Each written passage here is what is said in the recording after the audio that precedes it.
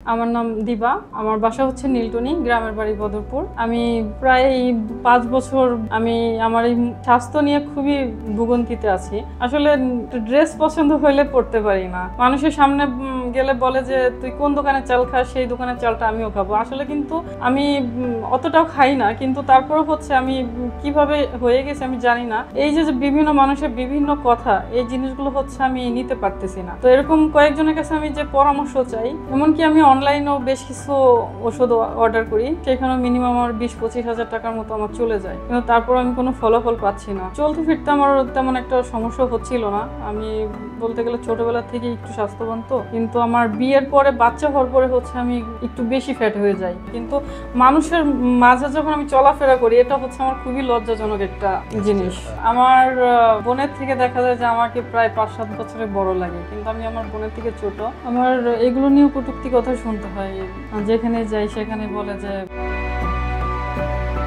বুঝতে পারতেছেন যে আমি কোন পরিস্থিতিতে এখন। আপনার কাছে বলতে আমার লজ্জা লাগতেছে। দেখা যায় যে আমি যখন আয়নার সামনে দাঁড়াই, আমার নিজের কাছে খুব খারাপ লাগে। একটা ড্রেস পরেই সেটাও আমার কাছে সৌন্দর্য লাগে না, আসলে এই স্বাস্থ্যর কারণে। তো আমি সর্বোপরি এই জিনিসগুলো আমি আর নিতে পারতেছি না। কোথাও যেতে ইচ্ছা করে না, কারোর সঙ্গে যে ছবি তুলবো সেই মন মানসিকতা থাকে না, কারণ সবাই স্লিম ফিগার, সবাই অন্যরকম একটা ড্রেস আপ আসে। আর আমি এমনিতে যতটা মোটা, ছবিতে আরো মোটা আসে। তখন হচ্ছে আমি নিজের কাছে লজ্জা লাগে, এর জন্য আমি ওই ছবিও তুলি না। কোথাও যাতায়াত এখন বর্তমানে আমি করা বন্ধ করে দিচ্ছি। তার মানে কোথাও গেলে কটূক্তি কথা শুনতে হবে, এই ধরনের কাজের থেকে আমি এখন মোটামুটি একা হয়ে গেছি।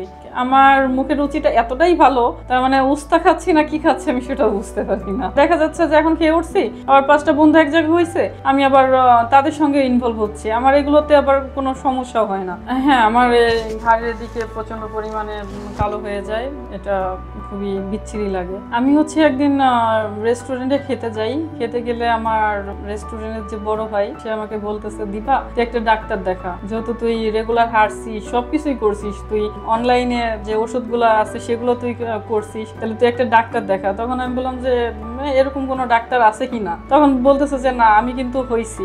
কার মাধ্যমে? নাইট স্যারের মাধ্যমে। নাইট স্যারের চেম্বারটা কোথায়? তখন বলতেছে যে এখন হচ্ছে সে নীলটনি, ওই যে আমাদের রাস্তার অপোজিটেই, তুই যা। তখন হচ্ছে আমি আবার একটু যাচাই করলাম যে আসলে কি নাহিদ স্যার সত্যি এই মোটা কমানোর ওনার যে ট্রিটমেন্টগুলো সেগুলো কি উনি সঠিক দেয় কিনা। তখন আরো 2 জনের কাছে গেলাম, তারাও আমাকে হচ্ছে সেম রিপোর্টটাই দিল। পরবর্তীতে একটা হসপিটালে গেলাম, ওইখানেও যে বললাম যে আসলে কি করা যায় ভাইয়া, আমাকে একটা বুদ্ধি দেন, যেহেতু আপনি অনেক সিনিয়র, আপনি এখানে আসছেন। তখন উনি বলতেছে যে তুই আগে চেকআপগুলো করে হচ্ছে তুই নাহিদ স্যারের যা।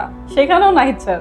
তার মানে নাহিদ স্যারের এই কথাটা শুনতে শুনতে লাস্টে ওই যে বিশ্বাসে মিলাই বস্তু তর্কে বহুদূর একটা কথা আছে না, তখন আমি নিজের বিশ্বাস এসে চলে আসছি। তবে আলহামদুলিল্লাহ গত 2টা সপ্তাহে আমি 2 কেজি কমছি। এটা আমার কাছে খুব ভালো লাগতেছে। তা আমি মনে করি যে আগামী হয়তো বা আমার যে চ্যালেঞ্জটা আগামী 3 মাস বা 6 মাসের মধ্যে ইনশাল্লাহ আমার টার্গেট আমি পৌঁছাইতে পারবো।